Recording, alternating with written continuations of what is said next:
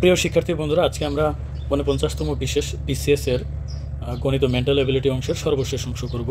প্রথম যে ম্যাটটা দেখতে পাচ্ছেন, একটি ট্রেন প্রতি সেকেন্ডে মানে এক সেকেন্ডে কি 100 ফুট দূরে যায়। আবার একজন ব্যক্তির কথা বলা আছে যে গুলি ছুড়লে প্রতি সেকেন্ডে 200 ফুট যায়। তার মানে গুলির বেগটাই কিন্তু বেশি। উক্ত ব্যক্তি চলন্ত ট্রেনের 300 ফুট সামনে একটা স্তম্ভ লক্ষ্য করে গুলি ছুড়ল। তো তাহলে সেই স্তম্ভে আঘাত করবে কত সেকেন্ড পর? তো প্রশ্নটা কিন্তু ক্লিয়ার না। যেমন আমি যদি এটা একটা ট্রেন ধরি, এটা একটা ট্রেন, এটা হচ্ছে সেকেন্ডে যাবে হলো 100 ফুট, এটা আমি ধরে নিলাম। ওকে, এখন ব্যক্তি যদি গুলি করে, আমরা ধরে নিচ্ছি যে এটাতে লক্ষ্যবস্তু, এখানে গুলি ছুড়বে এই জায়গাটায়। এখন ব্যক্তি কোন জায়গায় আছে এটা কিন্তু বলা নাই। ব্যক্তি এমন হইতে পারে যে ট্রেনের উপরে একদম শেষের সিটে বসছে, অথবা মাঝখানে, অথবা একটু আগে, অথবা একদম ফ্রন্টে, এরকম কিন্তু বলা নাই। বা ব্যক্তি ট্রেনের বাহিরে কিনা, যে রাস্তার এই পাশে বা ওই পাশে বা এই দিকে, এরকম কিছু ক্লিয়ার বলা নাই। কাজেই প্রশ্নটা কিন্তু একটা ক্লিয়ার কোশ্চেন না। তো আমি আপাতত ধরে নিচ্ছি যে ট্রেন যেহেতু চলতেছে, ট্রেনের একদম উপরে ফ্রন্টে সে দাঁড়ায় রয়েছে, এখান থেকে গুলি ছুড়বে। এখন যদি এই ধারণার উপর ভিত্তি করে আমরা ম্যাথটা সলভ করি যে ব্যক্তি ট্রেনের উপরে একদম সম্মুখ থেকে গুলি করতেছে, তাহলে কি হবে? তাহলে গুলির বেগ এখানে কিন্তু 200 ফুট বলা হয়েছে প্রতি সেকেন্ডে। কয় ফুট বলা হয়েছে? গুলির বেগ হলো 200 ফুট। কিন্তু শুধু 200 ফুট কিন্তু হবে না সেকেন্ডে। এখানে যেহেতু গুলিও চলবে আবার ট্রেনও চলবে, এই যে আমরা নৌকা শিখছি না, যে স্রোতের অনুকূলে বেগ যখন আমরা নির্ণয় করি, তখন কিন্তু আমরা কি করি? নৌকার বেগ এবং স্রোতের বেগ দুইটাই যোগ করি। তো সেই ক্ষেত্রে এখানে যেহেতু ট্রেন যে যাইতেছে তার বেগ কত ছিল? তার বেগ ছিল হচ্ছে 100 ফুট, আর গুলির বেগ 200 ফুট। তার মানে এটাকে আমরা আরও 100 যোগ করব। সেই ক্ষেত্রে যেহেতু অনুকূলে সামনের দিকে আগাচ্ছে ট্রেনও, সামনের দিকে আগাচ্ছে গুলি, সো তাহলে আমরা এখানে কত পাবো? 300 ফুট পাবো। তাহলে 300 ফুট কীভাবে পাবো? 300 ফুট এইভাবে পাবো যে 1 সেকেন্ডে গুলি যাবে, আবার 1 সেকেন্ডে ওই একই সেকেন্ডে কিন্তু ট্রেনও যাবে। সো 300 ফুট আমরা দেখলাম যে গুলির যে গতিবেগ সেটা কিন্তু আর 200 ফুট রইল না, সেটা হয়ে গেল সেকেন্ডে কত? 300 ফুট। এখন যে বস্তুটা রাখা হয়েছে সেটা বলা হয়েছে যে 300 ফুট দূরেই রাখা হয়েছে। সো যে এটা ধরে নিচ্ছে যে এখান থেকে এটা 300 ফুট। এখন গুলির বেগও কিন্তু আলটিমেটলি 300 ফুট হয়ে গেল। সো 300 ফিট মানে কি? তার মানে সেকেন্ডে 300 ফিট। তাহলে আমার এখান থেকে এই গুলিটা করতে আসলে 1 মিনিট সময় লাগবে। সো যে গ নাম্বারটা হবে রাইট অ্যান্সার। এবার আমরা পরের ম্যাথটা যদি সলভ করি, এখানে আসলে ইকুয়েশন দেওয়া, এবং এই ইকুয়েশন চাইলে আমরা যদি ax প্লাস by সমান a স্কোয়ার, আর একটা ছিল কি bx মাইনাস ay সমান ab। এখন এটা চাইলে আমরা প্রতিস্থাপন, অপনয়ন, বিভিন্ন পদ্ধতিতে সমাধান করতে পারি। তবে আমি আপনাকে বলবো যে আপনি অপশন টেস্ট করে কিন্তু এই হিসাবগুলো মেলাতে পারেন। তো আমরা অপশন যদি মিলাই, এবং অপশন টেস্ট করার ক্ষেত্রে শেষ থেকে আপনারা অপশন টেস্টগুলো করবেন। বেশিরভাগ ক্ষেত্রে শেষের দিকে আনসারগুলো দেওয়া থাকে। তাহলে শেষের অপশন যদি মিলাই, শেষের অপশন অনুসারে এক্সের মান হলো কত দেওয়া? এ দেওয়া, আর ওয়াইয়ের মান কি দেওয়া? 0 দেওয়া। তো আমরা দেখি তো, তাহলে এক্সের মান এ আর ওয়াইয়ের মান 0 ধরলে আমাদের প্রথম ইকুয়েশন মেলে কিনা? তাহলে প্রথম ইকুয়েশনে এ আছে, তারপরে কি আছে? এক্স আছে। এক্সের মান তার পরিবর্তে আমি এ বসাইলাম। এরপরে দেখেন এখানে এরপরে কি আছে? বি আছে, প্লাস বি আছে, বির পরে ওয়াই আছে এখানে। সো ওয়াইয়ের মান কত? তাহলে 0। এখন আমরা দেখি তো, এটা তাহলে এ স্কোয়ার প্লাস 0 দিয়ে যদি আপনি বিকে গুণ করেন 0 আসবে, সমান এ স্কোয়ার। তার মানে কি? যে আমরা এই যে বাম পক্ষে যদি আমরা মানটা বসাই, এ স্কোয়ার আসার কথা, ফাইনালি কিন্তু আমাদের এ স্কোয়ারই আসছে। তো নিঃসন্দেহে বলা যায় যে আমাদের এটাই হবে রাইট অ্যান্সার। তারপরে আমরা দ্বিতীয় ইকুয়েশনটাকেও যদি আমরা টেস্ট করে দেখি, দ্বিতীয় ইকুয়েশন কেমন ছিল? bx মাইনাস এ ওয়াই সমান ab, তাই তো? এরকমটা ছিল। এখন আমরা যদি এই জায়গায় মান বসায় যদি এ বি আনতে পারি, তাহলে কিন্তু মামলা ফিনিশ। এখন আসেন আমরা বি ইন্টু এই এক্সের পরিবর্তে কী বসাবো? এক্সের পরিবর্তে এ বসাবো, এ মাইনাস এ ইন্টু ওয়াইয়ের পরিবর্তে কী বসাবো? ওয়াইয়ের পরিবর্তে 0 বসাবো। এখন দেখি তো সেটা এ বি আসে কিনা। তাহলে এ বি বিয়োগ 0 দিয়ে গুণ করলে 0 আর এ গুণ করলে 0 হবে, সমান কী হইতেছে? এ বি, যেমনটা যে এ বি দেওয়া ছিল। তাহলে আমরা অপশনগুলো টেস্ট করে দেখতে পেলাম যে এই এ এবং 0 এটা হবে রাইট অ্যান্সার। এছাড়াও যদি মনে হয় যে না, আমি এভাবে করবো না স্যার, আমাকে একটু ডিফারেন্টভাবে, যেভাবে আমরা রিটেনে করি সেভাবে করে দেন, তো অসুবিধা নাই, আমি সেটা করে দিচ্ছি। দেখেন এখানে bx মাইনাস এ ওয়াই সমান ab। এখানে খেয়াল করেন তো, আমরা যদি এটা যোগ বিয়োগ করি তাতে কি কোনো সমাধান আসবে না। কারণ কি? আমাদের সেম টাইপ আনতে হবে, তাহলে কাটাছাড়া করতে পারবো। এখন সেম টাইপ আনতে গেলে আমরা এই যে বিওয়াইকে টার্গেট করি, বিওয়াই আছে আর নিচে কি আছে? এ ওয়াই আছে, এই জিনিসটাকে আমরা টার্গেট করি। এখন বিওয়াই যেখানে আছে সেখানে যদি আমি এ বিওয়াই লিখতে পারি, তাহলে এখানে আমরা যদি একটা এ আনতে পারি এই জায়গাটায়, তাহলে কি হবে? আমাদের কিন্তু এ বি ওয়াই হবে। ঠিক একইভাবে নিচে আমরা যদি একটা বি আনতে পারি এখানে এক্সট্রা একটা, তাহলে এ বি ওয়াই হবে। এই জন্য আমরা কী করব, যে 1 নাম্বার সমীকরণ যেটা সেখানে আমরা এটাকে এ দিয়ে গুণ করব। আর আপনি যদি এ দিয়ে গুণ করেন তাহলে প্রত্যেকটা অংশকেই গুণ করতে হবে। তাহলে এখানে এ স্কোয়ার হবে, এবং এখানে এ তো আমি আগেই লিখছি এ বি ওয়াই, এবং এখানে কিন্তু এ স্কোয়ার না থেকে এই জায়গাটা কী হবে, আর একটা এ দিয়ে যদি গুণ করেন তাহলে এ কিউব হবে। একইভাবে আপনি যদি নিচের ইকুয়েশনটা যদি একটু খেয়াল করেন, অর্থাৎ এটা যদি 2 নাম্বার ইকুয়েশন মনে করেন, এটাকে কি আমরা কী দ্বারা গুণ করব, 2 নাম্বার ইকুয়েশনে এই যেরকম, তাহলে এখানে কিন্তু এক্সট্রা একটা বি আনছিলাম আমি, এই যে মাঝখানে একটা বি আনছি। সো বি তাহলে এখানেও দিতে হবে, এবং এখানেও কিন্তু প্রত্যেকটা অংশকেই তাহলে বি দ্বারা গুণ করতে হবে। উপরের সমীকরণকে আমরা এ দ্বারা গুণ করলাম, নিচের সমীকরণকে বি দ্বারা গুণ করলাম। কেন এরকম করলাম বলেন তো? এর কারণ হচ্ছে সিমিলার আনার জন্য। এখন সিমিলার আনলে লাভ কি?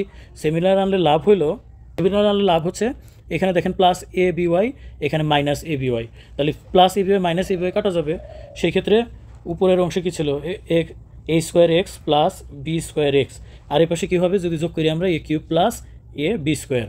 তারপরে আমরা এখান থেকে এক্স যদি কমন নেই, A square plus B square, এই পাশে যদি আমরা এ কমন নেই তাহলে এ square plus B square.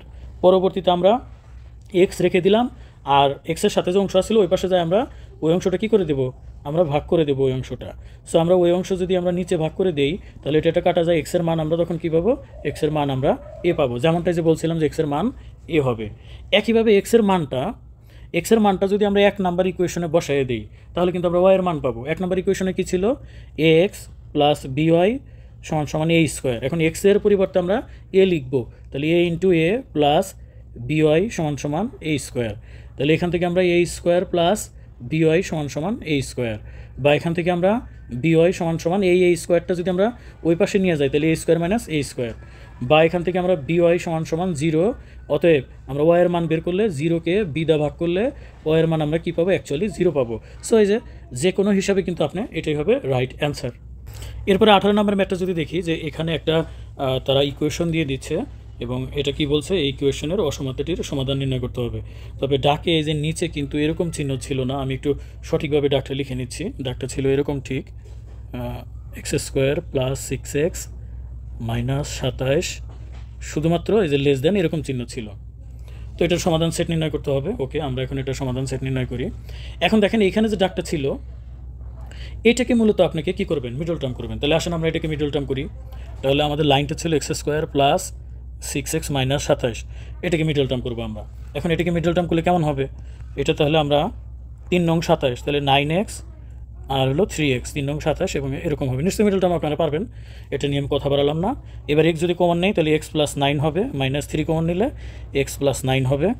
Finally আমরা পাবো হচ্ছে x বিয়োগ 3 এবং x প্লাস 9, এরকমটা পেলাম। তাহলে আমাদের ডাকটা কেমন ছিল আবার যদি আমরা খেয়াল করি, ডাকটা আমরা এরকম ছিল, বাট এর পরিবর্তে আমরা এই যে এই দুইটা অংশ লিখতে পারবো কি না, পারবো। তাহলে ফাইনালি আমরা লিখতে পারবো এক্স বিয়োগ 3, এক্স প্লাস 9, এইরকম 0। যেহেতু মিডল টার্ম করে আমরা এইটুকু পাইছি, সো এইটুকুর পরিবর্তে আমরা এটা লিখলাম ডাকে। এখন আসেন, এটা কিন্তু সবচেয়ে গুরুত্বপূর্ণ জিনিস এই জায়গাটায় বোঝা, সেটা হলো এই অংশটুকু, এই প্রথম অংশটুকু 0-র চাইতে কি বলেন তো, 0-র চাইতে ছোট। এখন 0-র চাইতে ছোট মানে কি, তার মানে আপনি সংখ্যাতে চিন্তা করেন, ধরেন এটা 5, এটা হলো 6, তাহলে 5 6 কত হয়ে গেল 30। তাহলে কি সেটা কি 30 কি 0-র ছোটো হবে, জীবনেও হবে না। কিন্তু আপনি যদি একটা কাজ করেন, যেমন এটা -5 দিলেন, আর এটা হলো আর একটা সংখ্যা 6 দিলেন, এবার কিন্তু 5 6 30, কিন্তু -30 হবে, যেটা 0-র থেকে কি হবে, ছোট হবে।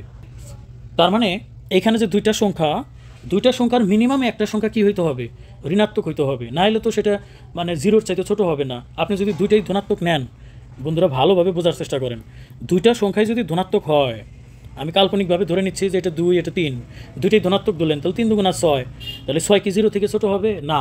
তাহলে নিঃসন্দেহে কোনো একটা মাইনাস ছিল, হয় এই 2 মাইনাস ছিল অথবা 3 মাইনাস ছিল। আমি যদি 3টাকে মাইনাস ধরি এবং গুণ করি তখন হবে -6, আর -6 অবশ্যই 0 থেকে ছোটো। সো এখান থেকে আমরা বলতে পারছি যে আমাদের যে দুইটা রাশি দেওয়া, এই রাশির কোনো একটা ধনাত্মক আছে, হয় এটা ধনাত্মক নইলে এটা ঋণাত্মক, আবার এটা ঋণাত্মক হলে এটা ধনাত্মক, এরকম আছে। অর্থাৎ আমি যদি এভাবে ভাবি যে এইটুকুর মান এ আর এইটুকুর মান বি, এ এবং বি, তাহলে নিঃসন্দেহে এ এবং বির মাঝে কোনো একটা ধনাত্মক আছে, কোনো একটা ঋণাত্মক আছে, নাহলে সেটা 0-র চাইতে ছোটো হবে না রেজাল্টটা। তো এখন আমরা কোনটাকে ধনাত্মক ধরবো আর কোনটাকে ঋণাত্মক ধরবো এটা কিন্তু একটু বোঝার ব্যাপার আছে। তো আমরা অ্যাপ্রক্সিমেটলি এই ম্যাথগুলো ধরে নিব, যে সংখ্যাটা ছোট সেটাকে আমরা ঋণাত্মক ধরে নিব। তাহলে কোন সংখ্যাটা ছোট? এখানে এক্স থেকে 3 আরও বাদ হয়ে যাইতেছে, আর এখানে এক্সের যে মানই থাকুক না কেন তার সাথে 9 আরও কী হইতেছে, বাড়তেছে। তাহলে আমরা এটাকে ছোট বলতে পারি আর এটাকে বড় বলতে পারি। আমি আবার বলতেছি, এটা কিন্তু ম্যাথের নিয়ম না, বাট সহজে ম্যাথটা পারার জন্য আমি নিয়মটা বলে দিচ্ছি। যেহেতু এক্স থেকে 3 বাদ দিলে ওটা আরও কমে গেল, এই জন্য ছোটো ধরলাম, আর এক্সের সাথে 9 যোগ করলে সেটা আরও বড় সংখ্যা হবে। দুটার ভিতরে একটাকে ছোটো ধরলাম, একটাকে আমি বড় ধরলাম। এখন আপনি যেটা করবেন, যেটাকে ছোট হিসেবে ধরবেন, তাহলে ছোট হিসাবে ধরা মানে ওইটাকে ঋণাত্মক হিসাবে ধরবেন, ওটাকে কী হিসাবে ধরবেন, ঋণাত্মক হিসাবে ধরবেন। আর যেটা বড় হিসাবে ধরবেন যেটাকে, ওটাকে আপনি ধনাত্মক হিসাবে ধরবেন। তাহলে এখন আমরা এক্স বিয়োগ 3 এটাকে কিন্তু আমরা ঋণাত্মক হিসাবে ধরছি। তাহলে এক্স বিয়োগ 3 এটাকে যদি আপনি ঋণাত্মক হিসাবে ধরেন, অর্থাৎ মাইনাসের মান হিসাবে ধরেন, তাহলে অবশ্যই সেটা 0 থেকে কী হবে, ছোট হবে। কারণ যে কোনো মাইনাস মানে ঋণাত্মক মান, যে কোনো ঋণাত্মক মান যেমন -500 সেটাও কিন্তু 0 থেকে কি ছোট। আবার একইভাবে আমি যেহেতু এটাকে বড় হিসাবে ধরছি, তাহলে একটাকে ঋণাত্মক ধরলে আর একটা নিশ্চয়ই ধনাত্মক, বড়টা ধনাত্মক। আর যদি ধনাত্মক হয়, কোনো সংখ্যা যদি ধনাত্মক হিসাবে আপনি কাউন্ট করেন, সেটা যেমন 5 হইতে পারে, 6 হইতে পারে, 7 হইতে পারে, অর্থাৎ এগুলো যদি ধনাত্মক হিসাবে কাউন্ট করেন, তাহলে অবশ্যই ওটা 0 থেকে কী হবে, বড় হবে। এখন আমরা এই সমীকরণটা যদি সমাধান করি কেমন হবে, এখানে যে 3টা ঝামেলা করতেছে, তাহলে এক্স এখানে আপনি যদি দেন একটা +3 আনেন, তাহলে ওই পাশে নিশ্চয়ই আপনাকে +3 আনা লাগবে। তাহলে এখান থেকে এটা কাটা গেলে শুধু এক্স থাকবে, আর এখানে কি হবে, 3 হবে। এবার আপনি যদি আবার এইটুকু যদি সলভ করেন, এখানে +9 আছে, তাহলে x + 9 আপনি একটা -9 আনেন, তাহলে একইভাবে এখানেও আপনি একটা -9 আনেন। এগুলো নিয়ম হলো যে আপনি যদি মানে কোনো একটা কিছু যোগ করেন তাহলে উভয় পাশে যোগ করবেন, কোনো কিছু বিয়োগ করলে উভয় পাশে বিয়োগ করবেন। কাজে এখানে তাহলে এটা কাটা যায়, শুধু এক্স থাকবে এবং এক্সটা বড় হবে, এখানে 0 থেকে -9 মানে -9। তার মানে আমি যদি অ্যান্সারটা গুছিয়ে লিখি, সেটা হলো এক্স মাঝখানে দিলাম, সেটা অবশ্যই -9 থেকে এক্সটা বড় হবে। আবার 3 কিন্তু এক্সের চাইতে বড়, সো এখানে হবে 3। তাহলে এটাই আমাদের অ্যান্সার হওয়ার কথা, -9 তার চেয়ে বড় এক্স, তার চেয়ে বড় 3, এটা আমাদের অ্যান্সার হওয়ার কথা। এখন এখানে যে তারা অ্যান্সারগুলো লিখছে দেখেন, তারা কিন্তু আমার মতো করে এভাবে অ্যান্সারটা লেখে নাই, এভাবে অ্যান্সার লেখে নাই, তারা সমাধান সেট হিসাবে দেখাইছে। এখন সমাধান সেট হিসাবে দেখাইতে গেলে তাহলে যেখানে -9 আছে আর কোমাদের 3 আছে, এটা হবে রাইট অ্যান্সার। তাহলে এরকম কোথায় আছে, এই গ নাম্বারটা হবে রাইট অ্যান্সার। এখন প্রশ্ন হলো, স্যার তাহলে ক নাম্বারটা রাইট অ্যান্সার হইলো না কেন? ক নাম্বারও তো হইতে পারতো, কারণ ক এবং গ সেম অপশন দেওয়া কারণ আছে। কারণ আপনার ডাকে যদি, যেমন এটা ছিল x² + 6x - 7, এই যে এরকম ছিল ডাকটা, এরকম যদি থাকে, অর্থাৎ এই যে শুধু বড় বা ছোট যদি থাকে, তখন আপনি এই যে ফার্স্ট ব্র্যাকেট ব্যবহার করবেন, ওকে। আবার যদি এখানে যদি এরকম থাকে যে less than or equal to or greater than or equal to, অর্থাৎ নিচে যদি এরকম সমান আর একটা সমান দেওয়া থাকে, তখন কিন্তু আপনি কী করবেন, তখন আপনি এই যে এই ধরনের ব্র্যাকেট অর্থাৎ থার্ড ব্র্যাকেট ব্যবহার করবেন। তো আশা করতেছি আপনারা বুঝতে পেরেছেন। এবার আসেন আমরা 19 নম্বর ম্যাথটা সমাধান করে ফেলি। 19 নম্বর ম্যাথে আছে 15 মিটার লম্বা একটি স্কেল। একটা স্কেল কয় মিটার লম্বা? 15 মিটার লম্বা। আচ্ছা, আমি ধরে নিচ্ছি আমাদের এটা হলো একটা 15 মিটার লম্বা স্কেল। এক প্রান্তে 10 কেজি ওজন বাঁধা হয়েছে। তাহলে আমি ধরে নিচ্ছি এই প্রান্তে 10 কেজি কিছু একটা আপনি ঝুলাই দিয়েছেন, যেটার ওজন হলো 10 কেজি, ওকে। একই প্রান্ত থেকে স্কেলের দৈর্ঘ্যের 3:2 অনুপাতে একটি প্যারেক লাগানো আছে। 3:2 অনুপাতে মানে 3:2 অনুপাতে মানে যদি এটুকু 3 মিটার হয়, এটুকু যদি 3 মিটার হয়, তাহলে এটুকু হবে কয় মিটার? 2 মিটার। এটা বলা আছে 3:2 অনুপাতে একটি প্যারেক লাগানো আছে। তার মানে এইখানে একটা কি লাগাইছে, এখানে একটা প্যারেক লাগাই দিছে। অপর প্রান্তে কত কেজি ওজন দিলে স্কেলের ভারসাম্য সেম থাকবে? তো অপর প্রান্তে মানে তাহলে এই প্রান্তে, তাহলে এই প্রান্তে আপনি কত কেজি দিবেন? এখন এই প্রান্তে আপনি কত কেজি দিয়েছিলেন? 10 কেজি। তাহলে এই প্রান্তে কত কেজি দিতে হবে আপনাকে? এখন এই ম্যাথগুলো কিন্তু দেখেন আপনার ডাক হিসেবে দিতে দেখে কঠিন লাগতেছে, আসলে কিন্তু এই ধরনের মেন্টাল অ্যাবিলিটিতে কিন্তু আমরা প্রচুর সলভ করছি। ডাকটা পরে যদি বুঝতে পারেন তাহলে কিন্তু এটা মানে সেকেন্ডের ভিতরে আপনি মিলাই ফেলতে পারবেন। এখন আমরা এই ওজনগুলো আমরা কীভাবে করি? এটা হলো আমরা ওজনগুলো এইভাবে করি যে ডিস্টেন্স এবং কেজিকে এক পাশের ডিস্টেন্স এবং কেজিকে আমরা গুণ করি, ওজনকে আমরা গুণ করি। তাহলে আমরা এখানে 10 কেজি ছিল, আর এখানে আমাদের মূল থেকে ডিস্টেন্সটা কত ছিল? 3 ছিল। তাহলে আমরা এখানে কত পাইলাম? 3 × 10 = 30 পাইলাম। তখন আপনাকে ধরতে হবে এটা আসলে 10 কেজি না, এটাকে 30 কেজি ধরতে হবে। তার মানে ডিস্টেন্স গুণন ভর এরকম হয়। তাহলে অপর পাশেও কী হবে? সেম যদি হয়, ভারসাম্য মানে কি সমান, যদি আপনি ভারসাম্য রাখতে চান, তো সেক্ষেত্রে এখানে 2 মিটার আছে, তাহলে এই পাশেও তো আমার 30 হইতে হবে, তাই না? তাহলে এমন একটা ভর দেওয়া লাগবে যে ভরকে 2 দ্বারা গুণ করলে 30 মেলে। তাহলে আমরা যদি এখানে 15 দেই, এটার ভর যদি আমরা কত দেই, ভরটা যদি আমরা 15 দেই, তাহলে 15 আর 2 দিয়ে গুণ করলে কত হবে, তাহলে এই পাশেও 30 হবে। সো ভারসাম্য হইতে গেলে তো দুই পাশেই মানে ভারসাম্য রাখতে গেলে তো, ব্যালেন্স রাখতে গেলে তো আমার সেম ওজন হইতে হবে, তাই না? সো আমরা এখানে কি করলাম, ডিস্টেন্স এবং তার ওজনকে গুণ করলাম। তাহলে এখানে ডিস্টেন্স ছিল, বাট আমাদের 30 আসতে গেলে 15 দরকার, কারণ এই পাশে 30 আসছিল, তাহলে এই পাশেও 30 আসতে হবে। সো এটা আসতেছে কত, 15, তাহলে রাইট অ্যান্সার হবে 15। একটি যান্ত্রিক গিয়ারের চাকা ছোট হলে সংযুক্ত অবস্থায় বড়টির চেয়ে ছোট চাকাটি কীভাবে ঘুরবে, আপনি বোঝার চেষ্টা করেন। যান্ত্রিক গিয়ার টিয়ার ওইগুলো বোঝা লাগবে না, আপনি চাকার কথা বোঝেন। মনে করেন আমি একটা গাড়ি তৈরি করছি, সেটার চাকা দুইটা, সাইকেল চিন্তা করেন যে এটা একটা সাইকেল। তো এই সাইকেলে আমার এরকম মনে করেন দুইটা চাকা। এখন আপনি একটা সাইকেল তৈরি করলেন এরকম মনে করেন ছোট ছোট দুইটা চাকা দিয়ে, এরকম ছোট ছোট দুইটা চাকা দিয়ে একটা সাইকেল তৈরি করলেন।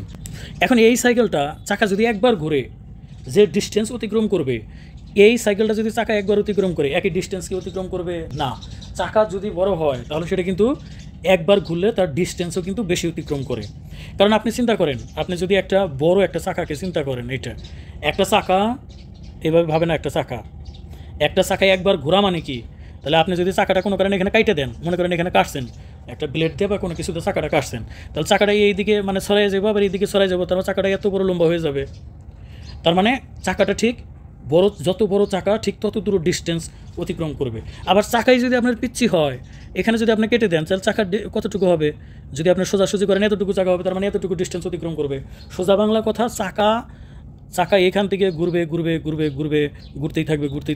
থাকবে, তাহলে কত দূরত্ব অতিক্রম করবে।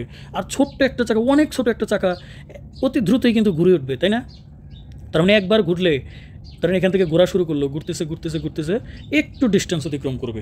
তার মানে এখান থেকে আপনি যদি বোঝেন যে যান্ত্রিক গিয়ারের চাকা ছোট হলে সংযুক্ত অবস্থায় বড়টির চেয়ে, তাহলে সংযুক্ত অবস্থায় কি, আপনি ধরেন একটা চাকা বড় দিছেন আর একটা চাকা ছোট দিছেন। এরকম একটা সাইকেল আছে, মনে করেন যে একটা চাকা খুবই ছোট আর একটা চাকা খুবই বড়। এখন এইটা একবার ঘুরলে তো অনেক দূরে যাবে, তাহলে এটা কি তখন একবার ঘুরলে চলবে, এই পিচ্চিটার কি একবার ঘুরলে চলবে না, খুব দ্রুত ঘোরা লাগবে, এই পিচ্চিটার অনেক দ্রুত ঘোরা লাগবে, তাহলে সেই বড়টার সাথে পাল্লা দিতে পারবে। তার মানে এখানে সংযুক্ত অবস্থায় ছোট চাকাটা কী হবে, অনেক দ্রুত ঘুরতে হবে, খুব দ্রুত ঘুরতে হবে, নাইলে কিন্তু মানে কুলাইতে পারবে না।